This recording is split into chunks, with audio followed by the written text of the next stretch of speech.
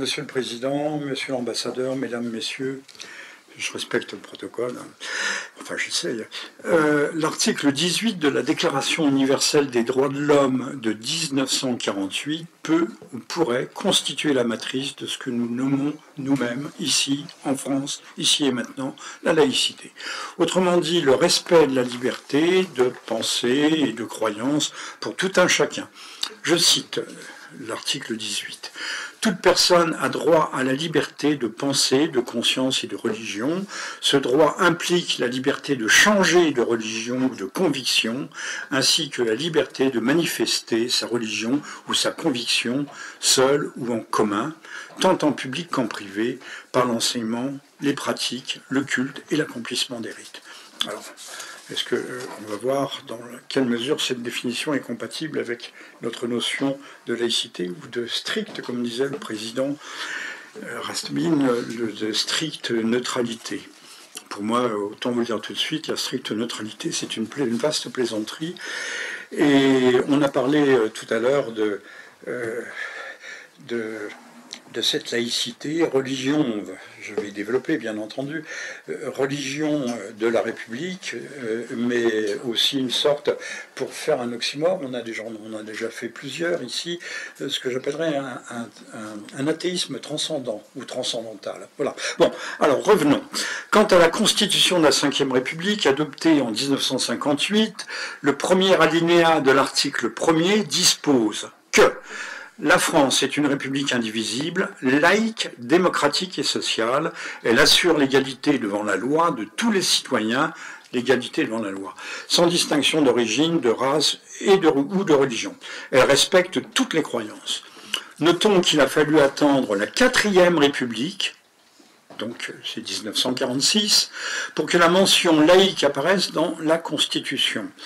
La France, est-il dit, la France est une république indivisible, laïque, démocratique et sociale, définition de 1946 qu'on retrouve mot pour mot dans celle de 58.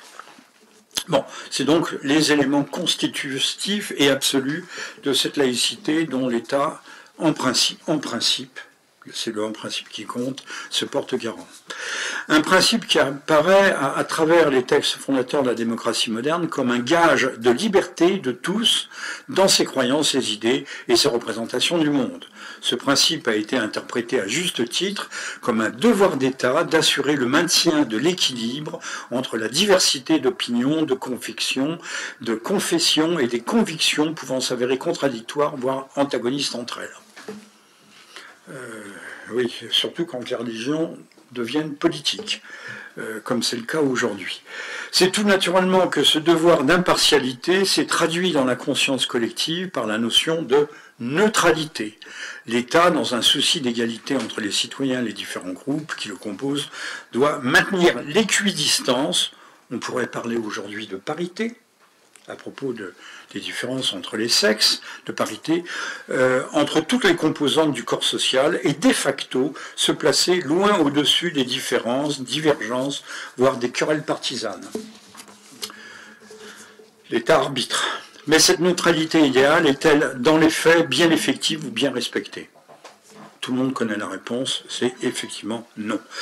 Sans doute, et pas tout à fait, lorsque le ministre de l'Intérieur, le républicain Retailleau, fait interdire l'exposition de drapeaux palestiniens, alors même où la France, après 43 années de tergiversation, 43 années, on reconnaît l'existence. Et alors aussi, quel ourivari sur les médias hier pour condamner le propos du président Macron, c'est assez extraordinaire. Notons que le drapeau ukrainien ou israélien, lors de la crise des otages, n'avait pas fait l'objet de la moindre discussion, de la moindre polémique. Donc deux poids, deux mesures. Y a-t-il l'équidistance? Y a-t-il l'équilibre? Y a-t-il l'égalité? Je pense que l'Europe applique peut-être des valeurs, mais nous appliquons en principe des principes. En principe, des principes. Mais c'est là où peut-être la neutralité, la laïcité apparaissent comme véritablement la quadrature du cercle.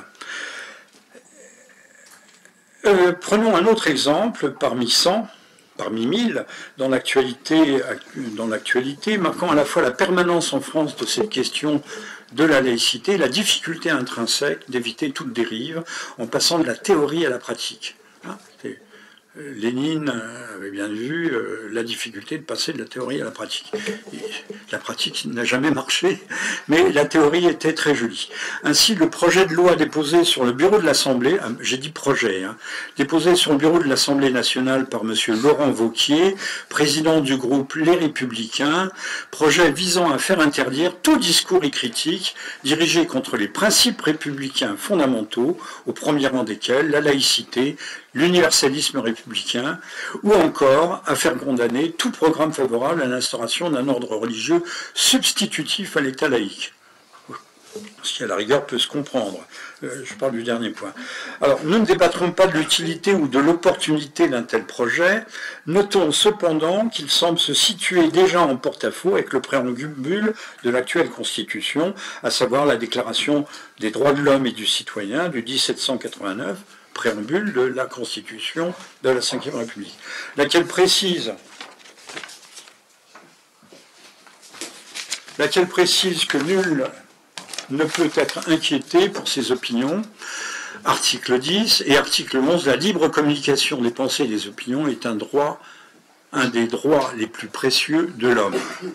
On peut en effet induire que si la proposition de M. Wauquiez était adoptée, l'autonomie de consentement, c'est un concept juridique, l'autonomie de consentement du peuple souverain, c'est-à-dire la liberté principielle d'un choix éclairé, se verrait fortement entamée en privant d'accès la communauté nationale à d'autres points de vue ou opinions alternatives que ceux proposés ou imposés par la doxa officielle, dont nous avons eu quelques exemples dans le discours de M. Bruno de cette doxa officielle.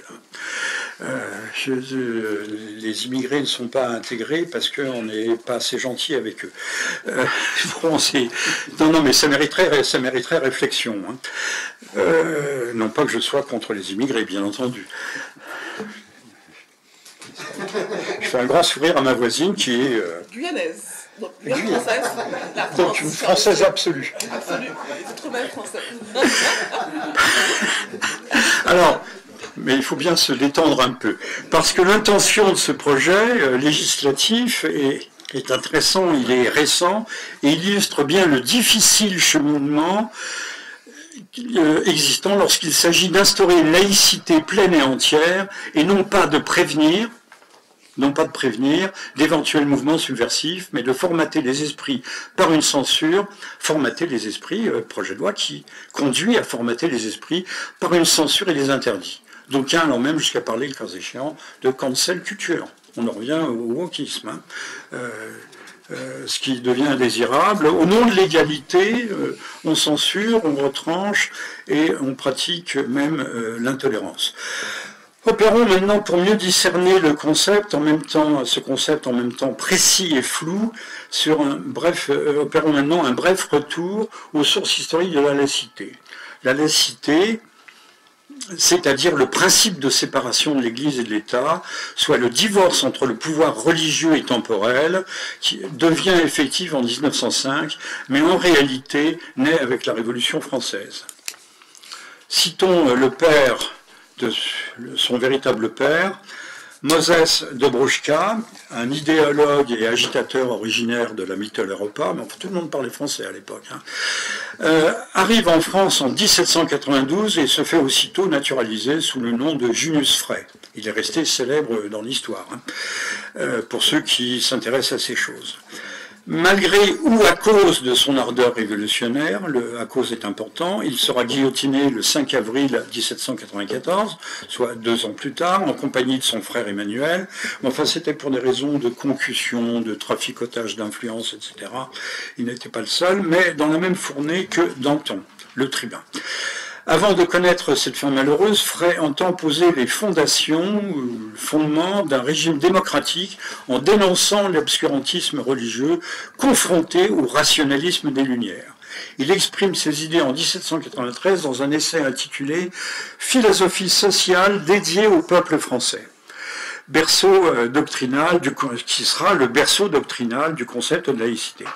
Nul doute que son analyse n'ait d'ailleurs trouvé une très large audience, puisque la révolution jacobine va inscrire la destruction du catholicisme dans son agenda. Car à l'origine, c'est bien cela dont il s'agit, détruire le catholicisme, qu'il convient d'ailleurs de distinguer, ce que vous avez fait, du déisme, celui d'un Robespierre par exemple, avec son culte de la raison.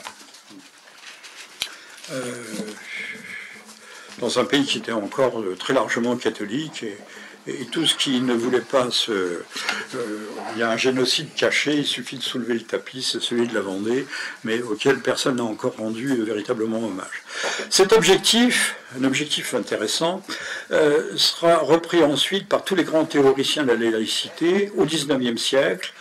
Ferdinand Buisson, qui vit de 1841 mais meurt en 1932, ou encore aujourd'hui Jean Bobéro ou François Baroin, et plus encore Vincent Peillon. Celui-ci, ministre de l'Éducation nationale dans le premier et le second gouvernement de Jean-Marc Ayrault, du 16 mai 2012 au 31 mars 2014, voyait dans la laïcité une religion à part entière. Et il a développé très abondamment cette vision de choses. Vision à part entière, celle de la République. Il ira très loin, et je cacherai certains d'ailleurs des aspects de sa vision visionnaire. Ferdinand Buisson, que je vais citer, dans la stricte continuité, je reviens donc un peu en arrière, dans la stricte continuité du dogmatisme révolutionnaire, déclare qu'il souffrir, donc je cite, souffrir l'existence d'une religion qui choque les principes républicains est aussi une liberté poussée trop loin, contraire au droit, une licence. Une licence, en sens comme licencieux, quelque chose qui est inadmissible, une licence. Celle-ci se glisse communément dans l'État sous le masque philanthropique de la tolérance, qui, considérée rigoureusement, n'est elle-même qu'une tyrannie. Donc la tolérance n'est qu'une tyrannie, une licence et une tyrannie, qui déjà, plus forte que les principes peut permettre, ce qui n'eussent point accordé à leur vigueur. J'espère que tout le monde comprend. La religion chrétienne enseigne à mourir, mais non pas à vivre. Pour elle, le ciel est tout et la terre n'est rien. Certainement, il ne peut exister de doctrine plus dangereuse pour la société. Nul ne blesse autant le principe de conservation du moi dans l'état de nature et dans l'ordre social. Je ne dis pas ce qu'ils appellent l'état de nature, c'était considéré que la société avait corrompu l'homme et que l'état de nature était un état de perfection. Donc Adam sortant du paradis, Adam et Ève sortant du paradis. Oui, cette religion, alors écoutez bien, c'est là où, si j'ai lu une aussi longue citation, c'est parce qu'il faut en arriver au point crucial. Oui, cette religion est une usurpation manifeste sur les droits de la société, donc qui prévalent sur tous les autres droits, un assassinat de principe. La peine de mort est, dans sa véritable acception, fondée en droit pour de tels docteurs, prédicateurs et interprétateurs de la parole de Dieu. Ainsi soit-il. Il me reste juste une page, c'est pas très long. Alors, lui faisant écho, parce que là, on fait un bond dans le temps, de la Révolution à Vincent Peillon, Une religion pour la République, ouvrage de 2010, met à mal le présupposé de neutralité de l'État, garantissant à tous liberté de conscience et de religion. Je cite Vincent Peillon, qui donc a été ministre dans deux cabinets du gouvernement français. La laïcité est du positif, pas du neutre. La République laïque n'est pas neutre, elle est offensive, conquérante, elle l'est d'autant plus qu'elle se situe dans un champ historique et politique où elle sait qu'elle a des ennemis, qu'elle est contestée et fragile, que les retours en arrière sont toujours possibles, que la neutralité n'existe pas et est donc impossible. Donc je pense, M. Peillon, qui fait autorité en la matière, a bien répondu à la question. La neutralité n'existe pas et est donc impossible. Prise dans toutes ses facettes, la laïcité est non pas une neutralité confessionnelle ou un juridisme, pas même une simple tolérance, mais une affirmation religieuse, philosophie politique, d'une grande cohérence et d'une grande force, et d'une grande précision aussi. Je pense que la chose est tout à fait claire. Ainsi, paradoxalement, la laïcité tel que le conçoivent nos grands théoriciens modernes, et ceux qui, encore une fois, font autorité et donnent le là, sont les chefs d'orchestre intellectuels, c'est pas ce que l'on entend dans les médias, bien entendu. Ainsi, la laïcité en tant que telle a pour vocation d'exclure tout ce qui pourrait la contredire, se présentant par son statut religieux et dogmatique comme l'expression, je reviens sur le même mot, comme une nouvelle intolérance. Un clou chasse l'autre. Allant plus loin, le ministre Peillon va théoriser la théologie laïque. C'est 2021, donc 11 ans après Une religion pour la République, rejoignant en cela Jean Jaurès, le fondateur du journal de l'Humanité, mais pas du communisme, pour qui, selon lui, la laïcité était une religion. Donc déjà Jaurès, mais je pense que Jaurès avait une autre conception de la religion que M. Vincent Peillon. Sous cet angle, s'adossant à Fernand Buisson, Peillon considère, vous voyez, actualité de M. Buisson, il n'est pas dévalué. L'école laïque n'est pas l'école dont on a chassé Dieu. C'est au contraire une institution où Dieu est partout. Nous devons considérer les élèves comme les porteurs d'une conscience qui communique avec l'infini, d'où la nécessité d'une instruction morale prenant la forme d'une éducation religieuse. On chasse une religion pour mieux en imposer une autre. On retrouve cette expression religion laïque dans le premier rapport, d'ailleurs, demandé par Jules Ferry, le grand ministre de l'Éducation, celui qui nous dira de façon prophétique, ouvrir une école, c'est fermer une prison. On voit ce qu'il en est aujourd'hui. Pour mettre en place, l'utopie était belle, mais l'utopie se fracasse généralement sur le mur de la réalité. Pour mettre en place l'instruction morale dans l'école, donc dans un premier rapport demandé par Jules Ferry, pour mettre en place l'instruction morale dans l'école de la République. Bien entendu, ces théoriciens qui ont fait et font toujours autorité, pour ces théoriciens, la laïcité à la française se tient aux antipodes de l'idée de neutralité, définie comme une religion en plein sens du terme. Une sorte, en quelque sorte, de panthéisme au Roland New Age, puisqu'on est directement en contact avec une super divinité, on ne sait pas très bien laquelle, ou ce que j'appelle un athéisme transcendant, si l'on peut risquer cet oxymore. Ça semble contradictoire de parler d'athéisme transcendant. Est-ce que l'athéisme peut être transcendant? Ben oui.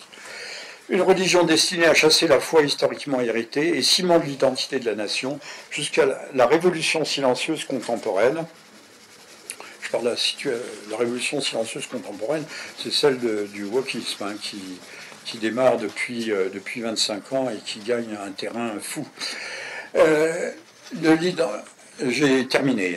Une religion destinée à chasser la foi historiquement héritée et ciment de l'identité de la nation jusqu'à la révolution silencieuse contemporaine dans ce qui s'appelait encore il y a peu l'instruction publique, qui est devenue obligatoire depuis Jules Ferry et officiellement laïque depuis 1946. C'était mon préambule. Doit-on supposer que cette vision hétérodoxe de Vincent Peillon lui est totalement personnelle et que les conclusions hâtives sont à éviter? Eh bien, si l'on considère les moyens mis en œuvre aujourd'hui par l'éducation nationale pour diffuser les éléments de base du wokisme, l'égalité, la parité, donc l'égalité toujours, neutralité, il faut que tout le monde soit égaux, que tout le monde soit égal. Si l'on considère les moyens mis en œuvre aujourd'hui par l'éducation pour diffuser les éléments de base du wokisme, telle la théorie du genre, sous couvert de promouvoir l'égalité des sexes, théorie dont Mme Belkacem, nommée en mai 2012 ministre des droits de la femme et porte-parole du gouvernement sous la présidence de M. Hollande, avant en août 2014 de succéder dans la plus stricte continuité idéologique à M. Vincent Peillon au poste de ministre de l'Éducation nationale, de l'enseignement supérieur et de la recherche dans le cabinet de M. Valls, poste dans lequel elle œuvrera au nom de la laïcité avec une belle constance à la promotion de cette nouvelle confession universaliste et révolutionnaire qu'est le wokisme, tout en niant farouchement l'existence dans les médias et à l'Assemblée nationale d'une telle quelconque théorie du genre, pourtant bien présente au cœur même de la nouvelle religion, que je qualifie de religion indifférencialiste, puisqu'il n'y a plus de différence entre les uns et les autres, il n'y a plus de différenciation sociale, enfin c'est ce qui est visé. Là aussi nous avons affaire à une utopie, et malheureusement les utopies en général sont toujours plus ou moins meurtrières. L'on voit à l'occasion de ces brefs rappels que la neutralité des institutions, notamment éducatives, n'est qu'un mythe assurant la promotion à coups de milliards d'euros, c'est ce que ça nous coûte, l'éducation nationale, c'est le premier budget de l'État, hein, c'est 50, 60 milliards, et je ne parle pas de l'argent massivement injecté dans toutes les associations, les projets, les programmes, les événements et compagnie. À coût de milliards d'euros, promotion d'une idéologie qui revêt pleinement toutes les caractéristiques d'une religion, tout en étant un instrument de pouvoir et de contrôle social dans et par la massification, homogénéisation de l'opinion. Mais en aucun cas, il ne s'agit de protéger la liberté de pensée et de conscience que ce principe est censé respecter.